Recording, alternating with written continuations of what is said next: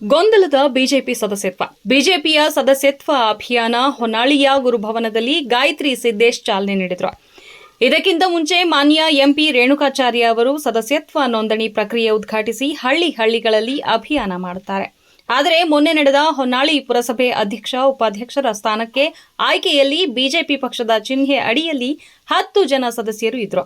ಅಧ್ಯಕ್ಷ ಸ್ಥಾನ ಮೀಸಲಾತಿ ಇದ್ದು ಕಾಂಗ್ರೆಸ್ ಪಕ್ಷದ ಪಾಲಾಗಿತ್ತು. ಆದರೆ ಉಪಾಧ್ಯಕ್ಷರ ಸ್ಥಾನಕ್ಕೆ ಸಾಮಾನ್ಯ ಮಹಿಳೆ ಪ್ರತಿನಿತ್ಯ ಇದು ಮೊದಲಿನಿಂದಲೂ ಬಿಜೆಪಿ ಪಾಲಿಗೆ ಇತ್ತು. ಆದರೆ ಇದರ ಬಗ್ಗೆ ಸರಿಯಾದ ಕ್ರಮ ಕೈಗೊಳ್ಳಬೇಕಿದೆ. ರೇಣುಕಾಚಾರ್ಯ ಅವರು ಕಾಂಗ್ರೆಸ್ ಪಕ್ಷದೊಂದಿಗೆ ಒಳ ಒಪ್ಪಂದ ಮಾಡಿಕೊಂಡು ತನ್ನ ಬೆಳೆಸಿದ ಪಕ್ಷಕ್ಕೆ ಮೋಸ ಮಾಡಿದ್ದಾರೆ. ಇದು ಇಂದಿನದಲ್ಲ. ಲೋಕಸಭೆ ಚುನಾವಣೆಯಲ್ಲಿ ಕಾಂಗ್ರೆಸ್ ಪಕ್ಷದ ಜೊತೆ ಒಳ ಒಪ್ಪಂದ ಮಾಡಿಕೊಂಡು ನಮ್ಮ ಅಭ್ಯರ್ಥಿ ಸೋಲಿಗೆ ಕಾರಣವಾಯಿತು. ಈಗ ಮತ್ತೆ ಅದೇ ತಪ್ಪು ಮಾಡಿದ್ದಾರೆ.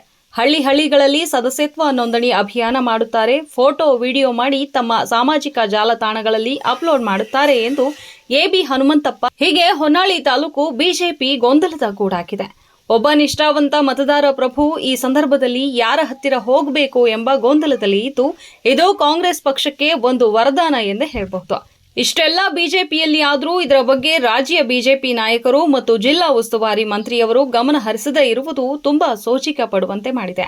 ಬಿಜೆಪಿಯ ಭದ್ರಕೋಟೆ ಎಂದು ಖ್ಯಾತಿ ಪಡೆದಿರುವ ದಾವಣಗೆರೆ ಜಿಲ್ಲೆ ಈಗಾಗಲೇ ಕಾಂಗ್ರೆಸ್ ಪಕ್ಷದ ಪಾಲಾಗಿತ್ತು. ಇದೇ ರೀತಿ ಒಳಜಗಳ ನಡೆದರೆ ಬಿಜೆಪಿ ಪಕ್ಷದ ನಾಶ ಮುಖಂಡರ ಕೈಯಲ್ಲಿದೆ ಎಂದರೆ ತಪ್ಪಾಗಲಾರದು.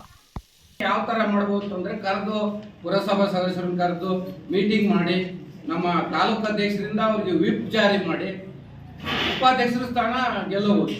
ಇವ್ರೇನು ಅವರಿಗೆ ಯಾರಿಂದ ಫೋನ್ ಬಂದ ಕೂಡಲೇ ಯಾಕೆ ಸುಮ್ಮನಾದ್ರು, ಬರೀ ನಾಟಕೀಯವಾಗಿ ಬೆಳವಣಿಗೆ ಮಾಡಿ ಇವತ್ತು ಪುರಸಭಾ ಸ್ಥಾನವನ್ನು ಕಳ್ಕೊಂಡಂಗಾಯ್ತು.